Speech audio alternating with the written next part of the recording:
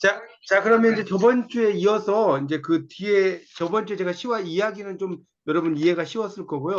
요 시와 그 시공간이 아마 이 책 중에 제가 볼 땐 제일 어려운 것 같아요. 이 내용 자체가 좀 어려워서 여러분이 좀 잘 한번 들어보세요. 다시 한번 제가 요걸 복습하고 그 다음으로 넘어가려고 그래요. 시와 시공간 교수님 몇 편입니까? 예, 제가 몇 말려 편? 드릴게요. 페이지가 예, 시와 시공간이 페이지 그 154쪽이에요. 예, 154쪽. 154쪽. 예, 154쪽에 시와 시공간이라고 하는 것이 있어요. 여기서 이제 잠깐 복습을 하고 넘어갈게요. 이게 좀 어려워서 제가 하는 거예요. 자, 여기 보면 일단 시공간은 뭐예요? 시간과 공간이라는 뜻이라고 그랬어요. 시공간이란 말은 일단 시간과 공간이라고 그랬고, 그러니까 이 시공간, 시간과 공간이라고 하는 것은 뭐냐? 분리된 게 아니라는 거죠. 분리된 게 아니라 하나의 구조다. 거기다 좀 써놓으세요. 시와 시공간 할 때 이 시공간이라는 것은 분리된 게 아니고 하나의 구조로 이루어졌다. 이게 이제 아인슈타인이 그런 말 했어요. 시와 시간과 공간이라는 것은 분리된 게 아니고 하나의 구조다. 이거 누가 했다고? 아인슈타인이라는 천재 물리학자가 이야기한 말입니다. 그러니까 시간과 공간 그런 것을 이야기한다고 그랬고요. 그래서 이제 어떤 시공간에 대한 감각을 떠올릴 수 있는 이게 뭐예요? 기억이죠. 기억. 이게 이제 되게 중요합니다. 우리가 프루스트라는 마르셀 프루스트의 잃어버린 시간을 찾아서 이런 게 다 기억이거든요. 찾아서라는 작품이 있어요. 이 프루스트에. 이거 보면 빵을 보고 빵집이 빵 냄새를 맡으면서 과거를 기억해. 여러분도 그런 경우 있지 않나요? 그래서 짜장면이 길 가다가 막 이제 짜장면 가게가 있어요. 그럼 짜장면 가게를 딱 보고 옛날 생각이 나잖아요. 그렇죠? 옛날에 예. 저도 고등학교 막 이렇게 합격을 할 때 엄마가 막 짜장면 이게 뭐 요즘은 짜장면이 아무것도 아닌데 옛날엔 짜장면이 정말 무슨 뷔페 음식 먹는 거랑 똑같았잖아요. 뭐 그럼요, 그랬던 제일 기억. 좋죠. 예, 그렇죠. 그러니까 그런 거를 네, 기억을 맛있는 거 하는 거. 먹자 하시면 짜장 먹자 그러면. 예, 그러니까 이게 기억이라는 거예요. 기억. 이게 기억이 기억. 이제 그렇죠. 이게 중요한 거고요. 그러니까 어떤 실제 사건이 있는데 이 실제의 사건이 이렇게 좀 써놓으세요. 좀 저번에 안 오신 분도 있으니까 그냥 여기 그 뭐죠? 이 부분은 다시 그냥 하는 걸로 할게요. 구장을. 실제의 사건이 기억화되는 과정. 기억화되는 하여튼 중간중간에 아무데나 여백에다 쓰세요. 알아서. 기억화되는 과정. 이게 중요하다는 거예요. 그걸 통해서 이제 뭐가 된다? 글쓰기가 이루어지는 거예요. 저기까지 이해가죠? 실제 사건이 기억화되는 과정을 통해서 글쓰기가 이루어진다. 이걸 좀 이해하시면 됩니다. 어렵지 않죠, 이 정도? 자, 그래서 이제 그 중간중간에 뭐 있는 이야기는 여러분이 한번 읽어보시고요. 자, 거기 156쪽으로 넘어가겠습니다. 156쪽을 펴보세요. 이기. 자, 156쪽에 보면, 자, 이제 거기 그 두 번째 단락부터 볼게요. 자, 두 번째 단락부터 볼게요. 시쓰기는, 기억하기의 가능성에 기대어 시작하지만 궁극적으로는 기억하기의 불가능성을 넘어서려고 하는 모험이다.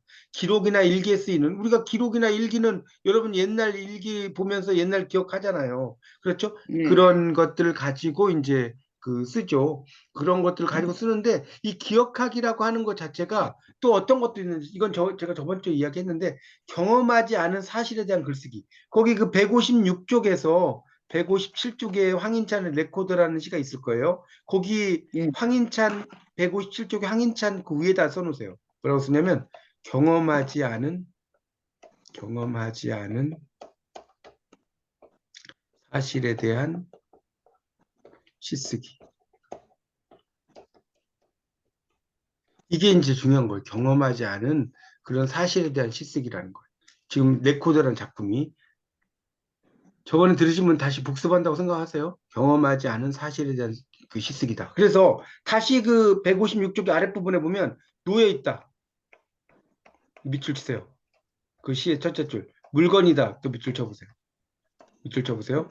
자, 그러면 놓여 있다나 물건이다는 시제로 보면 뭘까요? 시제로. 현재죠. 맞나요?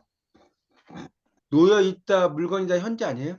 현재. 맞죠? 예. 그 다음에 예. 그 157쪽을 보세요. 거기 붙지 않았다. 밑줄 치세요. 하여튼 오늘 근데 왜 몇째 이렇게 좀 줄에 몇째 줄입니까? 몇째 줄? 157쪽에 첫째 줄 있잖아요. 예, 157쪽에 예. 첫째 줄에 예. 붙지 않았다 있잖아요. 그 다음에 그 밑에 예. 그랬다. 자, 이게 지금 이거 보면 시제가 다 뭐예요? 과거죠. 여기까지 이해가죠? 과거. 요거는 현재. 요건 현재, 요거는 과거. 그렇게 되는 겁니다. 자, 어렵지 않죠? 자, 이거는 현재, 이건 과거. 아, 예, 회장님 들어오셨네. 안녕하세요. 거기 지금 어디 보냐면요. 지금 156페이지 보고 있습니다. 156페이지에 거기 그 두 번째 단락 부분을 좀 보고 있어요. 그래서 시쓰기는 기억하기의 가능성에 기대어 시작하지만 궁극적으로는 기억하기의 불가능성을 넘어서려고 하는 모험에 가깝다. 그러니까 우리가 기억하는 걸 쓴다고 했잖아요. 제가 아까 대표적인 게 뭐라고 했어요. 잃어버린 시간을 찾아서 빵이라는 거, 짜장면이라든가 이런 걸 보면서 과거를 떠올린단 말이에요. 일반적으로. 그런데 기억하지 않는 것을 가지고 시를 쓸 수 있다는 거예요. 그러니까 이런 게 여러분이 어려운 거죠. 기억하지 않는 것도 시를 쓸 수 있나? 이런 생각이 들 거 아닙니까? 그러니까 이런 거는 이제 여러분이 실론에서는 전혀 공부하지 않은 내용이에요. 실론에서 이런 내용을 거의 공부 안 했죠. 자, 156쪽의 제일 마지막 시를 보세요. 교탁 위에 리코더가 놓여 있다. 불면 소리가 나는 물건이다. 그 아이의 리코더를 붙지 않았다. 아무도 보지 않는데도 그랬다. 보고 있었다. 선망도 망상도 없는 교실에서였다. 이렇게 나오죠. 그래서 이제 이게 뭐라고 그랬어요? 경험하지 않은 뭐다? 사실에 대한 시쓰기. 그렇게 필기하라고 그랬어요. 그래서 이제 밑에 보세요. 누군가의 리코더를 만질 수 없다는 어떤 기록. 거기 나오죠. 혹은 그것을 기억하는 사람이 그 정지된 풍경에 지극히 가까운 데 있으면서도 동시에 그곳에 존재하지 않음으로써 그 풍경을 성립시키는 것. 그것이 내가 생각하는 레코더라는 시다. 그리고 그것은 나의 기억이 아니다. 여기 나왔죠. 거기다 밑줄 쓰세요. 그리고 그것은 나의 기억이 아니다라는 말 있잖아요. 그것은 나의 기억이 아니다. 밑줄 짝 별표. 그 다음에 또 밑줄 쓰세요. 시는 기억이나 경험을 쓰는 일이 아니다. 시는 기억이나 경험을 초과하거나 좀처럼 거기에 미치지 못하는 것이다. 자, 두 줄 밑줄 치세요. 시는 기억이나 경험을 쓰는 일이 아니다. 시는 기억이나 경험을 초과하거나 좀처럼 거기에 미치지 못하는 것이다. 거기까지 밑줄 치세요. 밑줄 짝. 자, 그래서 이제 그 밑에 이제 내용을 좀 더 보죠. 황인찬의 레코더라는 시와 시 레코더에 대한 산문이라고 나왔죠. 그러니까 위에 있는 것은 시예요. 구간주 시키기는 시고 밑에 있는 건 뭐예요? 산문이에요. 이해 가세요? 그러니까 우리가 시라는 것은 운문에 들어가는 것이고 이 수필이라든가 이렇게 모르시면 소설 이런 것은 산문에 들어가는 거예요. 운문은 뭐냐? 약간 리듬이 있는 거예요. 리듬이 있는 거. 리듬 있잖아요. 뭐 7호조라든가 이런 리듬이 있잖아요. 근데 산문은 리듬이 별로 없죠. 그냥 쓰는 거죠. 그렇게 이해하시면 될 것 같습니다. 그래서 다시 157쪽에 보면 황인찬의 레코드라는 시와 레코드에 관한 산문인데 시를 읽으며 우리는 시인이 자신이 존재했던 시공간에 대해 쓰고 있는 것과 같다는 느낌을 받는다. 지금 나를 둘러싸고 있는 시공간이 아니라 과거의 한 시기, 내가 있었던 시공간, 시간과 공간을 기억해서 재현하는 방법. 이라는 거예요. 그러니까 우리가 재현이라고 하는 것을 영어로 뭐라고 한다고 그랬죠? 저번에 한번 이야기한 것 같은데 representation. 자, 영어도 한번 써보세요.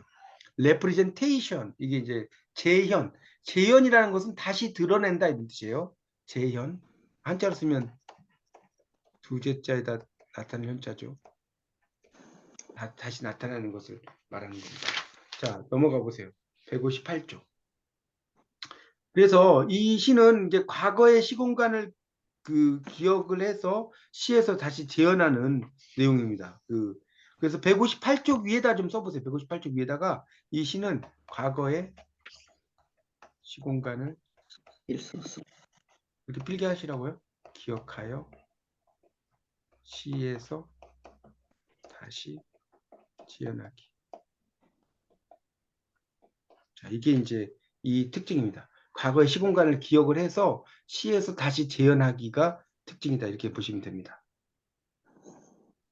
자, 그래서 이제 158쪽 다시 교재를 보겠습니다. 보세요. 거기 보면 이제 막 길게 이제 설명이 나와 있어요. 쭉 나와 있는데 뭐 이걸 다 제가 이야기할 수는 없고. 여기 하여튼 리코더가 나오는 거죠. 거기도 이것도 옆에 있어. 리코더는 뭐냐? 시적 대상이다. 자, 이 시에 나오는 리코더는 뭐냐? 시적 대상. 이렇게 필기하세요. 시적 대상. 그러니까 어떤 시적인 대상이 있어야지 그걸로 여러분 시를 쓸 수 있는 거죠. 리코더는 시적 대상이다. 이렇게 필기를 해 주십시오. 시적 대상.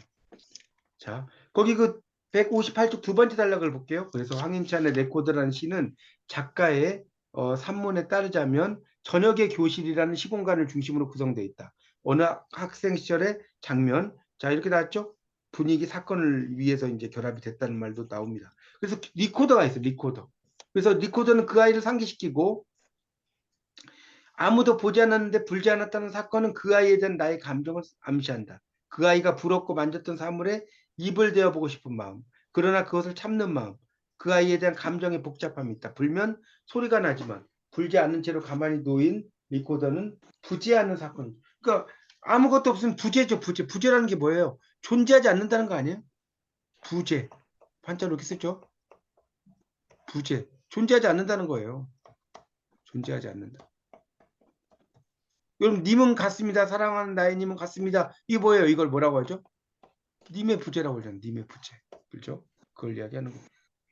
그래서 이제 그런 이야기를 하고요. 그러니까 그런 그 리코더를 보면서 물건이고 불지 않았다. 그 아이 리코더를 불지 않았다. 아무도 보지 않는데도 그랬다. 이런 과거 시제. 그러니까 이런 경험하지 않는 거에 대해서 이제 쭉 시를 쓴다고 그랬고, 그러니까 그 밑에 이제 158쪽에 보시면 밑에서 한 7째 줄부터 볼게요. 다른 아이들과 함께 웃고 떠들고 있는 그 아이, 다가가지 못한 채로 그 아이를 바라보는 화자의 시선 또는 실패하거나 미수에 그친 고백. 우리가 미수란 말 하죠. 뭘 제대로 하지 못한 걸 미수라고 하잖아요. 살인 미수 이렇게 쓰지 않습니까? 리코더의 화자는 화자인 나의 기억 속에 존재하는 사물로 시간과 공간이 결합되어 있다. 그렇죠?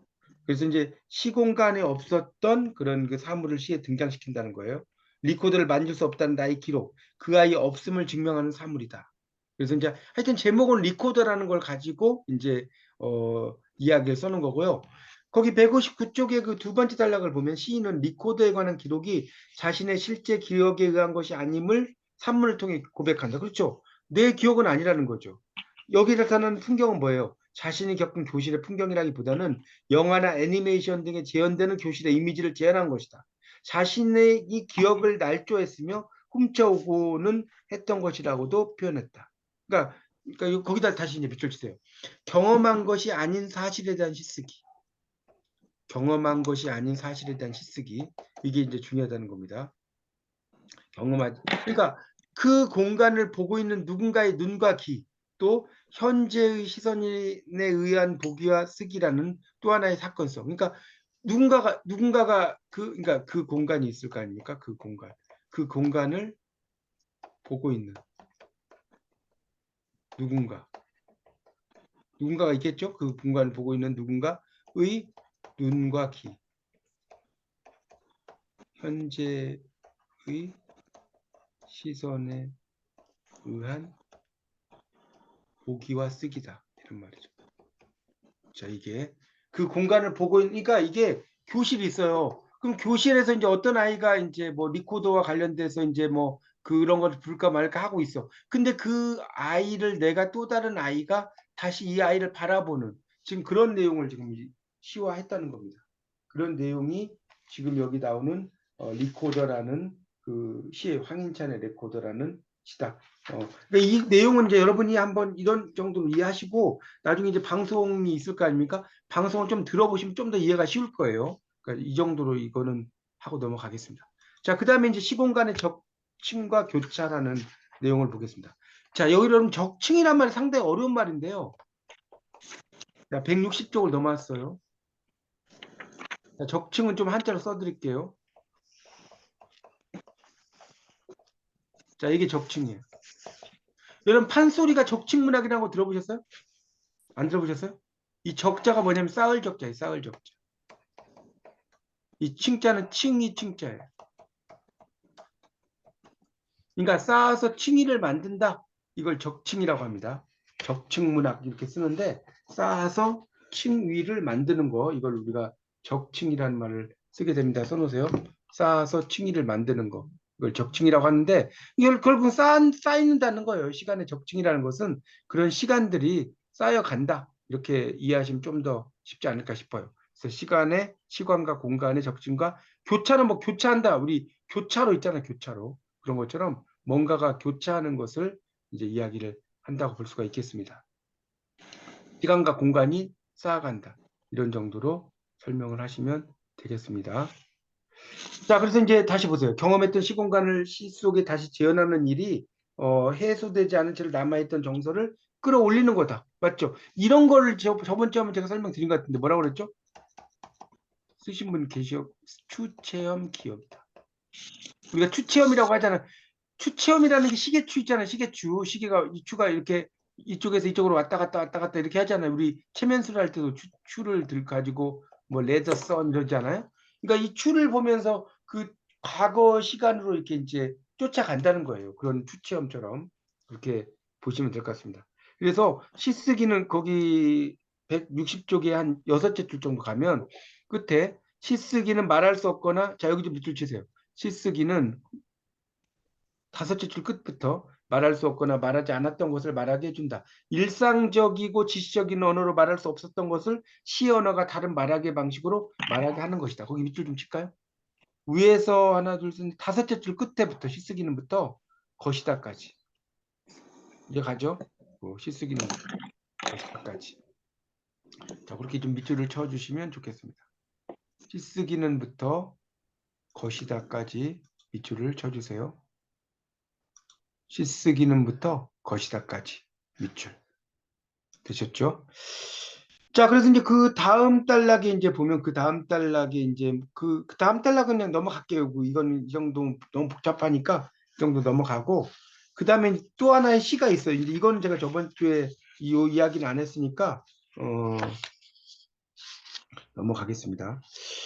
거기 이제 그 160쪽에 이제 인용문이 하나가 나올 거고요.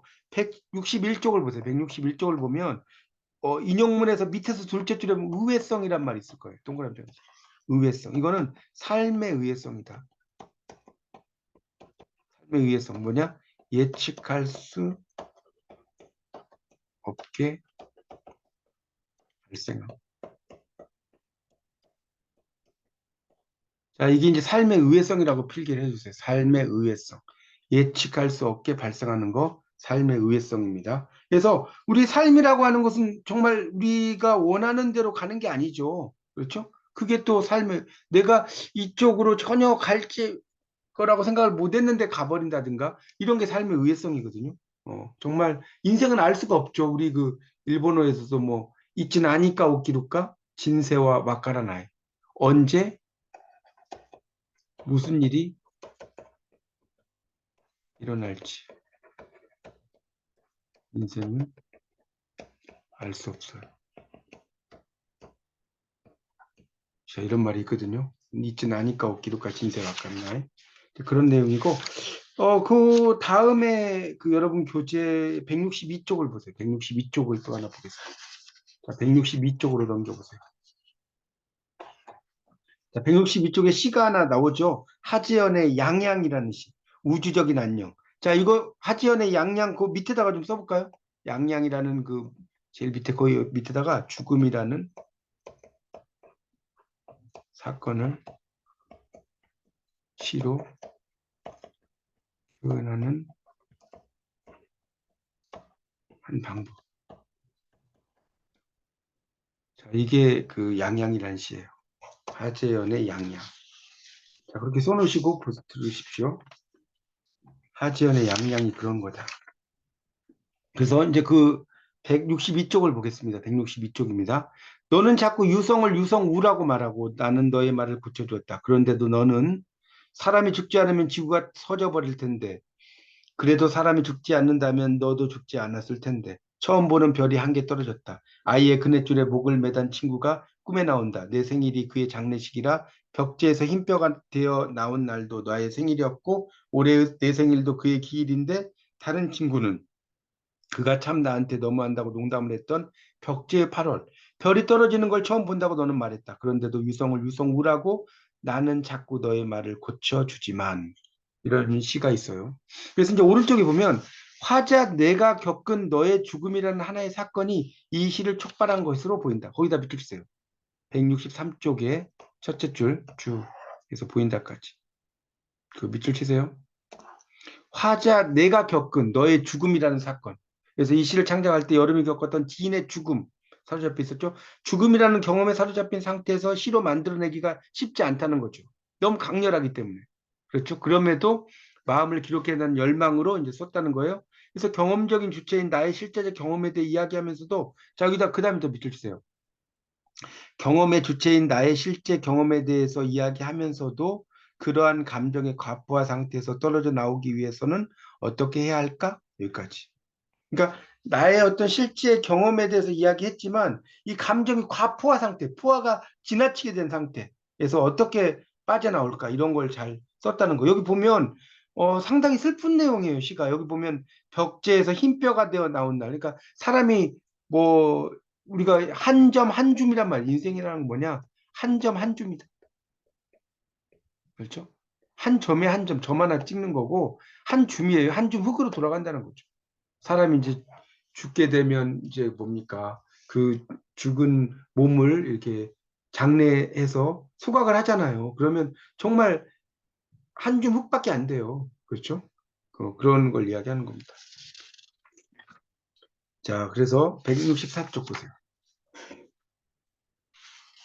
164쪽에 보면 이제 그 위에 있는 건 좀 여러분 읽어보시고 삶과 죽음에 대한 거 위에서 한 6째 줄 보세요. 164쪽에. 거기 오면 그래야만 다음에 밑줄 치세요. 경험 속의 나를 객관화시키고 일상의 나와는 구분되는 하나의 유형화된 나를 창출할 수 있기 때문이다. 자, 그러니까 유형화된 나는 뭐냐? 유형화된 나. 자, 거기다 동그라미 치고 이렇게 쓰세요. 이건 뭐냐? 바로 다른 자, 또 개성적 자, 또 창조적 자.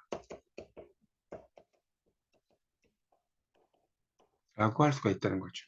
유형화된 나는 다른 자, 또 개성적 자, 또 창조적 자라고 이야기할 수 있다. 자, 그렇게 좀 정리를 해주시면 좋겠습니다. 자, 그렇게 필기를 해주십시오. 자, 여기까지. 자, 그래서 이제 그 시공간 1, 시공간 2, 시공간 3이라고 써진 거 보세요. 너의 죽음이 사건 A예요. 네가 죽었어요. 너와 유성을 본 거 사건 B, 사건 B예요. 나왔죠? 너와 유성. 하늘에서 떨어지는 별 있죠. 별똥별이라고 하죠. 유성이 모르시면 별똥별이라고 합니다. 별똥별. 그렇게 이제 볼 수가 있겠고요. 그 다음에 시공간 3은 친구의 죽음, 사건 C, 사건 C, 그러니까 여기는 B, 그다음에 B, 이렇게 다신 거, 이걸 이제 프라임이라고 읽어, 영어로는. B 다시라고 읽기도 하지만, 사건 C 프라임, C2 프라임. 이렇게 됐다는 거죠. 그래서 다시 이제 보세요. 이 시를 촉발한 것은 시공간 1에서 일어난 너의 죽음이라는 경험이었죠. 사건 A죠. 그러나 이 경험이 준 충격과 정세에서 거리감을 확보하고 주체 나의 경험을 객관화하기 위해서 다른 시공간의 경험들이 여기에 겹쳐진다는 거. 그래서 2와 3의 시공간에서 경험한 일들이 있다는 거죠. 이게 무슨 말인지 밑에 있는 시를 좀 보면 여러분 이해가 좀 쉬울 것 같아요. 시를 한번 바로 보세요. 시공간 2, 너는 자꾸 유성을 유성우라고 말하고 나는 너의 말을 고쳐주었다. 그런데도 너는 지금 보면 시공간 2 이렇게 나왔죠. 그런 의미로 이제 쓰인다는 거죠. 그렇게 사건 B. 그 다음에 다시 이제 보세요. 사람이 죽지 않으면 지구가 터져버릴 텐데 그래도 사람이 죽지 않는다면 너도 죽지 않을 텐데 시공간 1 사건 A라고 써놨어요. 자, 그러니까 결국은 그 165쪽에 나오는 자, 이 네 줄 나오죠? 뭐뭐 텐데까지 되는 자, 이건 뭘 의미하냐 써놓으세요. 너의 죽음. 자, 이건 너의 죽음을 의미하는 거예요. 그렇게 써놓으세요. 그 다음에 시공간 2, 1, 3 이렇게 나왔죠? 시공간 2, 1, 3 이렇게 나왔죠? 자, 요거는 뭐예요? 처음 보는 별이 한 개 떨어졌다. 이거는 너의 거기서 써놓으세요. 죽음이자 친구의 죽음. 이건 너의 죽음이자 누구의 죽음? 친구의 죽음을 이야기한다는 거예요. 자, 시공간 3 보세요. 아이의 그네줄에 목을 매단 친구가 꿈에 나온다. 내 생일이 그의 장례식이라 벽지에서 흰뼈가 되어 나온 날도 나의 생일이었고 올해 내 생일도 그의 기일인데 다른 친구는 그가 참 나한테 너무한다고 농담을 했던 벽제. 벽제에 가면 이제 화장터가 있잖아요. 벽제에 화장터가 있는 거 아시죠? 그래서 벽제 8월. 자, 그래서 시공간 3이고 사건 C, C 프라임, C2 프라임이죠. 여기 나왔고 시공간 2. 이거는 이제 사건 B 프라임이라고 나왔는데 별이 떨어진 걸 처음 본다고 너는 말했다. 그런데도 유성우라고 나는 자꾸 너의 말을 고쳐주지만. 그래서 이제 밑에 보면 1년과 5년의 시공간은 2의 사건에 할당되어 있다는 거예요. 이해 사건에 거기 그 시공간 2라고 나왔죠. 화자 나는 너와 함께 유성이 떨어진 장면을 봐요. 유성우는 다수의 유성이 빛처럼 보이는 현상. 유성우잖아. 여러분 이와 우라는 말 들어보셨어요? 이화우. 이화우 모르세요? 백꽃이죠, 백꽃. 이화. 우. 백꽃이 빛처럼 떨어지는 거예요. 막 우잖아. 우. 그죠? 그래서 유성이 떨어지는 걸 이제 유성우라고 했다는 거죠. 유성이 떨어지는 것을 유성우라고 한다고 이해하시면 될 것 같습니다. 유성이 떨어지는 그런 모습을 유성우라고 한다. 자, 그래서 지금 165쪽을 지금 보고 있습니다. 165쪽에. 그래서 165쪽을 보시면 1년과 5년의 그런 시공간은 2의 그런 사건에 할당되어 있다. 거기 2의 사건 보면 너는 유성을 유성우라고 말하고 나는 너의 말을 고쳐줬다. 그거 말한 거죠. 음. 그래서 유성과 유성우는 지구 중력에 의해 이끌려 대기권에서 떨어진 해성, 코мет이라고 하죠. 헨리 해성처럼 해성이라고 하죠. 이제 우리말로 하면 이 해성을 빗자루별이라고 그래요. 빗자루별. 이 해성이 막 헨리 해성 같은 경우는 76년을 주기로 이렇게 떨어지는데 이게 빗자루처럼 이렇게 떨어진다는 의미죠. 해성이나 소행성의 잔여물이라는 점에서 비슷하지만 단수성과 북성이라는 차이를 갖는다. 우리는 무수한 죽음들을 경험하고 넘겨보세요. 그 무수한 죽음 중 하나가 되어 지상에서 사라져 갈 것이지만 그럼에도 죽음이 오롯이 겪어야 하는 사건이라는 거죠. 그렇죠? 누구나 죽는단 말이에요. 그래서 이연은 시공간 1에 4연은 시공간 3에 할당되어 있다. 자, 이연은 지금 그러니까 시의 지금 연을 여러분이 이 시를 잘 보셔야 됩니다. 지금 162쪽을 보면 다시 보세요. 1년, 2년, 3년, 4년, 5년 이렇게 시가 이렇게 돼 있어요. 165쪽 펴보세요. 1, 2, 3, 4, 5 떨어지면 하나 연이란 말이에요. 연 스탠자라고 하죠. 자, 이게 5연으로 돼 있다는 겁니다. 스탠자로 연을 스탠자라고 합니다. 자, 그래서 자 다시 이제 교재를 보겠습니다. 교재를 다시 보세요. 그래서 이 그 166쪽으로 다시 가면 2연은 시공간 1에 4연은 시공간 3에 할당돼 있다. 그러니까 여러분이 시공간 1과 2와 3 이런 걸 잘 앞에서 찾아보셔야 돼요. 시공간들 교차하는 3년의 진술은 1차적으로는 시공간 2에서 일어난 진술처럼 보이지만 시 전체 속에는 1과 3 모두에 적용이 된다는 거예요. 1과 3에 모두 적용된다. 이거는 여러분이 하나씩 그 시공간 1이 뭐고 2가 뭐고 3이 뭔지를 잘 따져 보셔야 됩니다. 그래서 이제 밑에 보면 어떤 한 사람의 죽음은 처음 보는 별의 떨어짐처럼 개별적 사건성이죠. 그것이 죽음이라는 모든 인간이 갖는 보편적 현상에도 불구하고 한 개의 빛의 떨어짐과 사라짐이라는 소멸의 독자성을 훼손될 수 없는 것이다. 그러니까 우리가 그러잖아요. 사람이 죽으면 별이 떨어졌다고 그러잖아요. 위대한 사람이 죽을 때 별이 딱 떨어진다고 이야기하잖아요. 그런 거 생각하시면 될 것 같아요. 그래서 이 양양은 경험 속에 나를 객관화하고 표현해내기 위한 방법으로 시공간에 여러 개의 시공간의 층을 쌓고 교차시킨다는 거예요. 자, 새롭게 태어나는 시공간. 자, 이제 황현산이 그랬죠. 어떤 사람에게는 눈앞에 보자기만 하는 시간이 현재지만 조선시대 노비들을 당했던 고통도 현재다. 우리의 현재에 대한 인식은 과거의 기억에 닿고 역사의 지층을 인식할 때 두꺼워진다. 이게 낫죠. 여러분, 과거, 현재, 미래라는 게 참 애매한 거예요. 제가 지금 여러분에게 말하고 있는 지금 현재도 조금만 지나면 과거가 돼요. 그렇죠? 그리고 이 과거가 되고 이렇게 제가 이제 강의하고 끝나면 그것도 다 이제 미래가 되고 오늘 하루에 과거와 현재와 미래가 교차하는 거예요. 그렇지 않나요? 그런 것들을 보시면 됩니다. 그래서 이제 그 시간의 개념이라는 게 참 애매하다는 내용이고요. 근데 이제 보통 현대시에서는 그런 유년기의 경험 이런 것들이 특히 이제 많이 나오는 거죠. 특히 이제 백석의 시 같은데 보면 유년의 경험이 상당히 많이 등장을 하게 됩니다. 자, 167쪽에 이제 거기 그 박스가 하나 나오죠. 167쪽에 그 내용이 바로 어떤 현대시에 나타나는 유년의 경험과 꿈의 세계 이런 걸 이야기하는 겁니다. 거기 지금 박스의 내용이 거기다 써놓으세요. 현대시에 나타나는 유년의 경험과 꿈의 세계 이걸 이야기하는 거예요. 그 정도 하고 넘어가겠습니다. 이 정도 하고. 그 다음에 이제 뒤로 넘어가서 168쪽. 자, 신해욱의 체육 시간이죠. 체육 시간이 가까우면 체육복이 없어지고 나는 땀을 뻘뻘 흘린다. 옷이 젖었다. 나는 내가 두 개인 것처럼 무겁다. 하지만 체육복이 없으니까 가장 가벼운 친구의 등 뒤에 잘 숨기로 하자. 아무것도 아닌 것처럼 준비 운동을 하자. 친구의 머리는 어지럽다. 친구의 신체는 내가 흘린 땀으로 엉망이 되고 나는 손과 발이 쓸모 없어진다. 코피가 나지 않는다.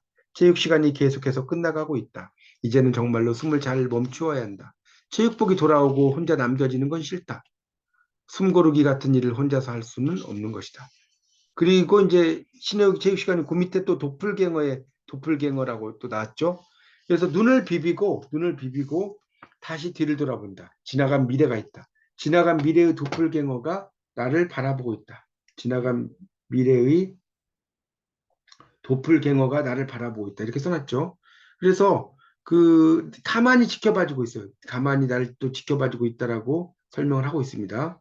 자, 그런 것들도 이야기를 하고 있고요. 자, 그 다음에 나는 잃어버린 것들을 기억한다. 굳이 기억하려 하지 않아도 기억난다. 그러나 나는 잃어버리지 않은 것들도 기억해야 한다. 예, 이런 것들요. 이 도플갱어가 여러분 좀 어려운 말인데 이게 원래 독일어예요. 이 도플갱어를 좀 설명을 좀 해드리면 여기다 쓰시면 좋겠어요.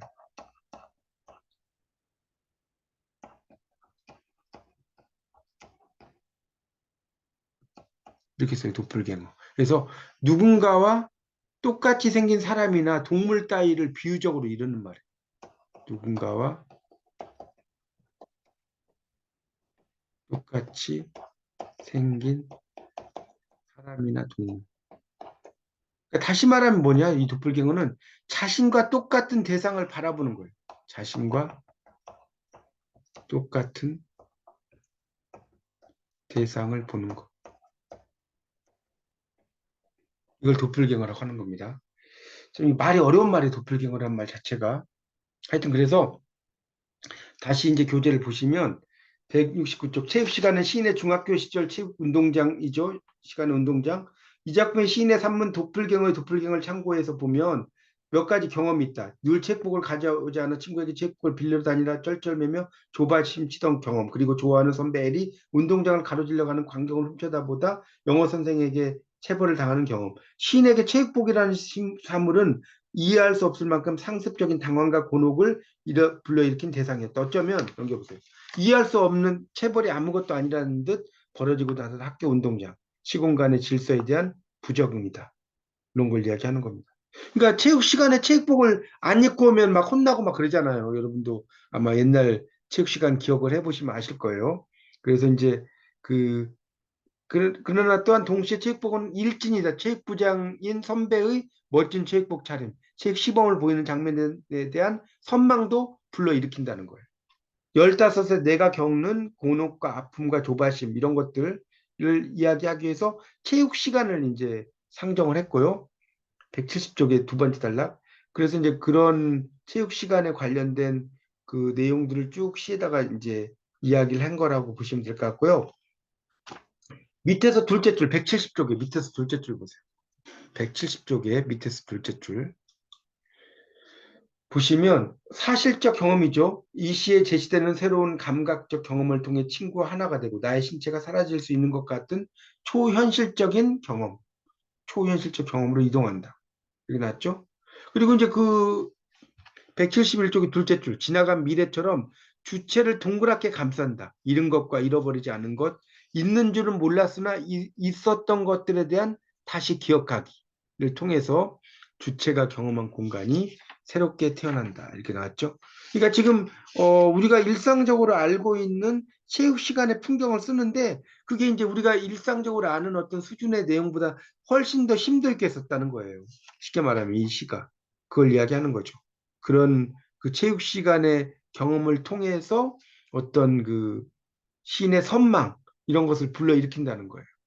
거기 170쪽에 네 번째 줄에 줄 치세요. 세 번째 줄 체육복음부터.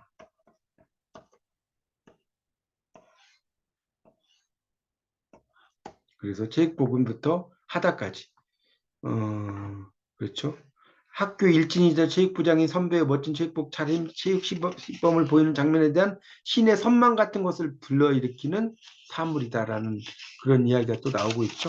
자, 그런 내용을 통해서 어떤 시공간의 어떤 문제들을 이렇게 잘 다루고 있다는 겁니다. 여러분이 제가 계속 다시 말씀드리지만 이 제9장인 시와 시공간이 상당히 어려워요. 제가 좀 이거 공부를 좀 많이 한 편에 속하는데도 이해가 하기가 쉽지가 않습니다. 여러분 당연히 더 쉽지가 않으실 거예요. 그러니까 이 특히 방송 강의를 들으실 때는 이 제9강에 있는 시와 시공간은 어차피 방송을 들어야지 20점을 받잖아요. 한 2번, 3번 정도 다시 한번 꼭 들어보세요. 이 시와 시공간이 조금 이해하기가 그렇게 쉽지가 않아요. 내용 자체가 약간 철학적이고 형이상학적인 내용들이 많이 나와가지고 상당히 어렵습니다. 어려우니까 여러분이 이 부분 특히 좀 잘 이렇게 뭡니까 생각을 하시면서 들으시면 좋을 것 같습니다.